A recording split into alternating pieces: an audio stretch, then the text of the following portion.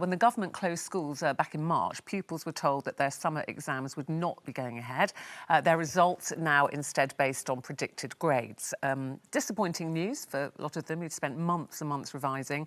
However, it did show that there are other ways to measure academic ability. And people now are asking the question, if they're not having the exams and it doesn't seem to be affecting how they go forward, particularly GCSE students to A-level, does it make you question, Jane, well, why are we doing GCSEs in the first place? Why not wait until A-levels, which they do in a lot of European countries? I think, are we the only country, I think, in Europe that tests at 16 and 18? Yeah, the rest I mean, wait to 18. Even pre-pandemic, there's always been an argument that we test too much. And actually, in a way, they always say that when children are learning to pass tests, they're not learning properly. They're not learning for fun. Because they're just aiming for that exam. Yeah, they're just like being fed, it's like being put through a mincer, and coming out with the answers. So I would be all for that, but I think I would still argue that you should be tested for English and maths, because I think a lot of the kids that leave at 16 who then want to enter the job market, employers are going to want to know that they're proficient in basic maths and English. But outside of that, I think you should offer a sort of a smorgasbord of subjects that kids can branch out more with at the age of... Yes, spell it? Yes, I can actually. I know you would be able to. Don't ask me. I think they should be able to cherry pick. I think a lot of kids now know by the age of 14 not particularly what they want to do for a living, but what they're good at, what they're not so good at. And what they hate. You could teach them more life skills, business skills, stuff like that.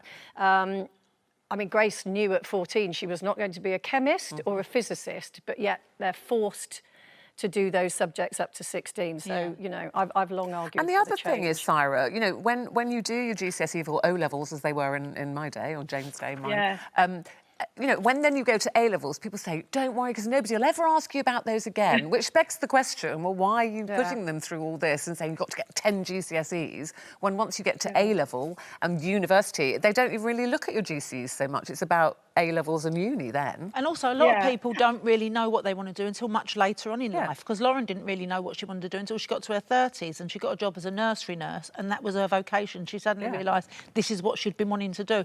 Whereas I, from the age of 10, was acting, so I knew that I wanted to be an actress. So I didn't really worry that much about exams or anything, because I thought that's not going to help me in the acting industry or whatever.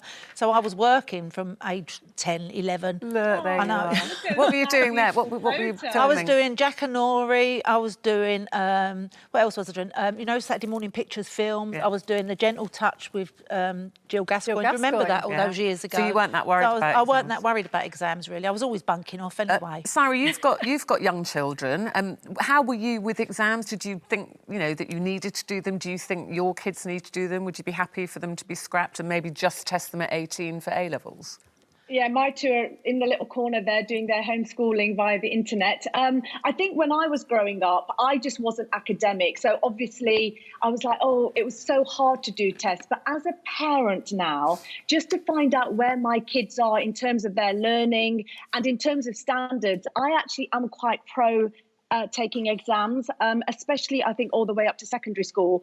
I feel like when I was growing up, we weren't tested as much and it felt like a nice balance, but now it's too much testing. And I can tell you now as a parent, when my kids are going through a test, I'm going through it with them. I am so stressed for them. So I think we just need to ease up, but I do feel like we need some measurement. And especially when parents are looking for schools and things, you do need some kind of a measurement to find out what's the right school for them as well. So isn't it just a measurement of how good they are at taking exams? It's not necessarily a measurement of their, their intellect or their ability.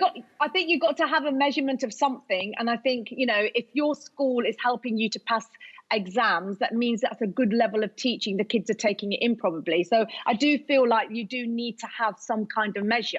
And I feel like for me to know that my kids are going to have an exam, it gives me an idea of where they are in terms of their development, what their needs are and what they can improve on. I think they should be a bit more kind of positive towards creative subjects as well now in the modern day, because they are always sort of played down in a lot of schools. Well, that's what happened to me. I absolutely hated science at school, and I put down wanted to do art, GCSE or O-level, and they suddenly went, no, you have to do science. I went, well, I don't like science. I'm rubbish at science. I went, no, you have to do science. So I chose biology, completely got ungraded. Yeah. And I could have ended up with a... Exactly. Because I'm creative, darling. I'm very creative, but no, they wouldn't let me. I rest my case.